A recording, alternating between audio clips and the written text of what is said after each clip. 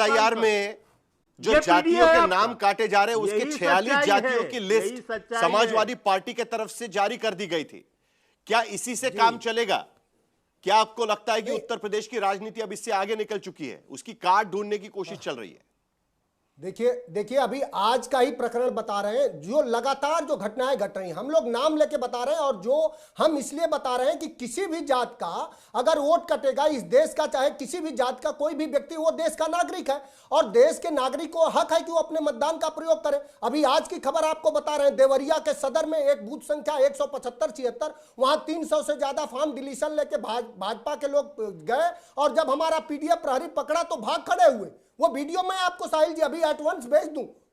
आप इस तरह पूरे उत्तर प्रदेश में आखिर क्या कारण है? हमने क्या गलत पूछा? हमने बीजेपी से नहीं पूछा, हमने तो देश के निर्वाचन आयोग से पूछा बीजेपी को क्यों मिर्ची लग रही है कि 1,28,564 लोगों के जो डिलीशन, लेकिन ये काउंटर अटैक इस तरीके से भी हो सकता है ना, हमें बताइए, हमारा हक है। काउंटर अटैक इसके वजह से भी हो सकता है ना कि आजकल समाजवादी पार्टी की तरफ से जब भी मुख्यमंत्री योगी आदित्यनाथ का नाम लिया जाता है तब बिश्त का इस्तेमाल किया जाता है। जब आप एसआईआर में नाम काटने की बात करते हैं तो पर्टिकुलर जातियों की बात करते हैं। जो 118 नाम काटे थे, आप बूथ का जो जिक्र कर रहे थे उसमें भी आपने कहा कि 42% यादव और मुस्लिम है। स्पेसिफिक जाति आप भी तो निकाल रहे हैं ना, तो इसी का काट निकालने की कोशिश चल रही है। आज का तो जो आंकड़ा है उसमें 99% मुसलमानों का वोट काटे जा रहे हैं। मैंने आपको बूथ संख्या भी बता। और अजय सिंह बिष्ट है, योगी नहीं है, क्योंकि योगी का चरित्र सद्भाव का है, योगी का चरित्र साधुता का है। अगर वो योगी होते तो एक शंकराचार्य पर लाठियां भेजवाते, उसे लाठियां से। इस देश के इतिहास में कब हुआ कि एक हमारा धर्म का एक शंकराचार्य बिना नहाए और कुंभ से वापस चला गया? कहीं ऐसा तो नहीं कि बजट सत्र के बाद बिष्ट नाम लौटना शुरू हो चुका है? पहले तो वो योगी थे, पहले तो वो सीएम थे, अभी धीरे धीरे बिष्ट आना शुरू हो चुका है ना। आप भी तो कई पोर्ट्रे कर रहे नाम निकाल कर कि ये क्या है। नहीं साहिल, आपका सवाल बहुत अच्छा है। अब तो आपको ब्राह्मणों की चोटी का भी ख्याल आना शुरू हो चुका है। नहीं, हम समाजवादी पार्टी को सभी के मान सम्मान का ख्याल है, क्योंकि इस देश के संविधान के प्रस्तावना में लिखा है कि यहाँ प्रतिष्ठा और अवसर की सबको समता है। वो शब्द मैं आपको शब्द से बता रहा हूँ। इसलिए समाजवादी पार्टी, हमारे मुखिया यही चाहते हैं कि इस देश में सबका सम्मान बचा रहे, सब अपने सम्मान के साथ चले। लेकिन जिस पार्टी के मुख्यमंत्री सिर्फ अपने स्वजाति गुंडों को पाल करके स्वजाति मंच चला रहे हैं, उनको अजय सिंह बिष्ट कहा ही जाएगा। ठीक है, के शर्मा। नहीं, अब मैं अपनी बात कहता हूँ। देखिए, आपने कहा बिष्ट, ये पहली बार नहीं कहा जा रहा है। ऐसी बदतमीजी अखिलेश यादव पहले भी पिछले चुनाव में भी कर चुके हैं और कई बार कर चुके हैं। योगी जी को ये शब्दों का चयन ठीक करिए। बदतमीज होंगे आप, योगी जी महान। बदतमीज, मैं बता दिया जो शब्द है ना, इसे शब्दों को ठीक करिए। बदतमीज हो गए आप और आपके नेता। शांति रखिए, ये बदतमीजी की भाषा है ना सर। चलिए ओके, ठीक है, आप अपना परिचय दीजिए। हाँ, योगी जी को महंत इस देश के धर्माचार्यों ने बनाया। अखिलेश यादव की कोई हैसियत नहीं है उनको बनाने की, और अखिलेश यादव के ऐसे अपमान करने से योगी जी का अपमान भी नहीं होता, क्योंकि वो यदि गोरखनाथ पीठ के महंत हैं तो उनको पूरे भारत के साधु और धर्माचार्यों ने बनाया। अखिलेश यादव कौन होते हैं? अखिलेश यादव जैसे बहुत से समाजवादी ऐसे ही जो है चिल्लाते फिरते हैं, उससे कोई फर्क नहीं पड़ा। नंबर 1। नंबर 2, इन्होंने शंकराचार्य जी की बात की। ये वही शंकराचार्य है ना जिनको बनारस में लाठियों से पीटा था अखिलेश यादव की सरकार के समय में, और ये कहते हैं कि हम मान सम्मान करते हैं। ये उसी शंकराचार्य की बात है। आज ब्रजेश पाठक जी का बयान नहीं देखा है? पीट कर लुटा दिया था इन लोगों ने। दूसरी, आज आपने ब्रजेश पाठक जी का बयान नहीं देखा है? मैं 10 सेकंड में जवाब देना चाहूंगा। कर लीजिए, मैं तो याद दिलाऊंगा आपको। मैं देख रहा हूं, अब मैं आ रहा हूं। आपने सुना होगा ना, डिप्टी सीएम है आपके।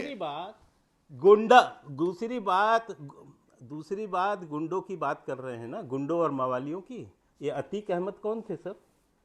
ये मुख्तार अंसारी कौन थे? ये आजम खान कौन है जिसके पास ज्ञान लेने जाते हैं अखिलेश यादव? जिस मुख्तार अंसारी को देश का सबसे बड़ा राष्ट्रवादी व्यक्ति बताते हैं, अतीक अहमद के कुत्ते से हाथ मिलाते हैं, वो जो है इस देश के शरीफ थे, जिनके ऊपर 70 केसेस चल रहे। चलिए जल्दी से जरा ब्रजेश पाठक जी ने जो कहा है उस पर भी बयान दे दीजिएगा। ऐसे लोगों के साथ मिलती है। शर्मा जी, ये यदि ये शराफत देखिए है तो देखिए अखिलेश यादव का इस पर क्या समाजवादी है, ये पार्टी भी जो समझना मुद्दा उठा रही है चाहिए। वही मैं ब्रजेश इसलिए पाठक भी कह रहा उठा हूं। रहे हैं। जरा उस पर भी बयान दे दीजिएगा। ब्रजेश पाठक जो बोल रहे हैं उस पर भी स्टेटमेंट दे दीजिएगा। चलिए फिर असीम वकार जी बात करेंगे। मैं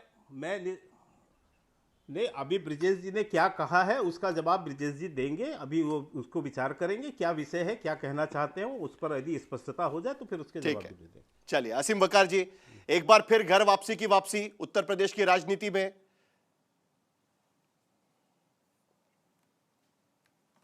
किसकी घर वापसी हो रही है?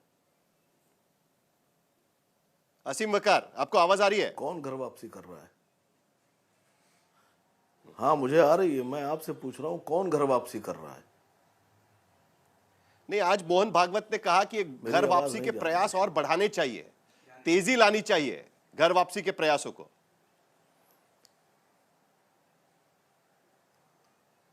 नहीं, मोहन भागवत जाने, मोहन भागवत का बयान जाने, लेकिन एक बात का जवाब बिना दिए अगर चला गया तो मैं अंदर फिर आज रात में सो नहीं पाऊंगा सर। अभी मनोज काका बैठे हुए हैं। आपने कहा कि अखिलेश यादव अतीक अहमद के कुत्ते से जाकर वहां 70 केसेस लगे थे, उसके अपराधी से हाथ मिला रहे थे। ये जिसने भी बोला है मैं देख नहीं पाया, लेकिन कम से कम अतीक अहमद एप्स्टीन से तो बेहतर थे। जेफरी एप्स्टीन से जो लोग जाके मिल रहे थे, गले हाथ मिला रहे थे, जिसके बारे में कहा जा रहा है बच्चों का मांस परोसता था, वो छोटी छोटी बच्चियों को 8-8, 10-10 साल की, वो बड़े बड़े अमीरों के आगे परोसता था बलात्कार के लिए। अतीक अहमद इससे अच्छा आदमी था। बुरा एप्स्टीन ज्यादा बुरा था। आप लोग इसको क्यों नहीं बोलते हैं? और दूसरी बात, ये बात तो मनोज काका को बोलना चाहिए थी। राजनीति हिंदुस्तान में हम लोग कर रहे हैं, हमें हिंदुस्तान पर फोकस करना है। उत्तर प्रदेश में आप क्या चाहते हैं? विपक्ष बिल्कुल खत्म हो जाए। अपोजिशन को आप क्या चाहते हैं? बिल्कुल मार देना चाहते हैं, नष्ट कर देना चाहते हैं। भाई क्यों घर वापसी करेगा? कौन घर वापसी करेगा और किस लिए घर वापसी करेगा? अब पता नहीं उत्तर प्रदेश में ब्राह्मण वर्सेस क्षत्रिय चल रहा है। तो पहले तो ये तय कर लीजिए कि ब्राह्मण क्षत्रिय बनेंगे, क्षत्रिय ब्राह्मण बनेंगे। पहले तो ये कर लीजिए तय कि कौन किसके साथ जाएगा, कौन किसकी घर वापसी कर रहा है। और बहुत विनम्र निवेदन के साथ ये कह रहा हूं कि राजनीति को राजनीति ही रहने दीजिए, इसको जंग का नाम मत दीजिए। ठीक है, चलिए राजनीति पर ही सवाल पूछते हैं। हम लोग अगर जो भी कर रहे हैं, देश 2024 लिए के कर रहे चुनाव हैं। में 80% से ज्यादा मुस्लिम वोट उत्तर प्रदेश के भीतर समाजवादी पार्टी और इंडिया गठबंधन के पास जा रहे हैं, तो आपकी राजनीति तो खत्म ही हो जाएगी वहां पर। तो इसीलिए तो सवाल उठता है ना कि ये घर वापसी की घोषणा किसके लिए की जा रही है? नहीं, अभी वोट कहां जा रहे हैं, कहां नहीं जा रहे हैं, अभी गए नहीं हैं। अभी पहले वोट जाने दीजिए, चुनाव आने दीजिए, चुनाव में हम लोग को उतरने दीजिए, फिर तय करेंगे। दूसरी, मैं एक मनोज काका की बात से सहमत हूं। मनोज काका ने एक बात तो क्या कही बदला कि क्या है 2024 के बाद? वोट अब काटे जा रहे हैं, नाम बदला काटे क्या है जा रहे हैं 2024 के वोटर लोकसभा चुनाव के बाद? नहीं, 2014 के बाद बहुत कुछ बदल गया है। मसला यह है कि छोटी सी बात बता रहा हूं आपसे, आप जो बैठे हुए हैं, ये जो चैनल स्टार्ट हुए थे सब कांग्रेस ने किए थे। मतलब आप लोग ये साबित कर रहे हैं कि जिसने सुई से लेकर और डैम बनाए, ट्रेन बनाई, रनवे बनाए, एयरपोर्ट बनाए, मिल बनाई, फैक्ट्रियां बनाई, वो सब देशद्रोही।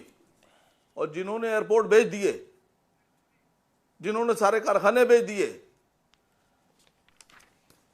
वो लोग देशभक्त। मतलब कमाल देखिए कि जो देश बना के आ रहा है उसने देश के लिए कुछ नहीं किया, और जो देश का सारा आशाशा जो बेचे डाल रहा है वो सबसे बढ़िया हो गया, वो सबसे अच्छा हो गया। जिस चैनल पे आप बैठकर बहस कर रहे हैं, इसका लाइसेंस भी कांग्रेस ने दिया था, इसकी क्रांति भी कांग्रेस के दौर में आई है, बीजेपी के दौर में नहीं आई है सर।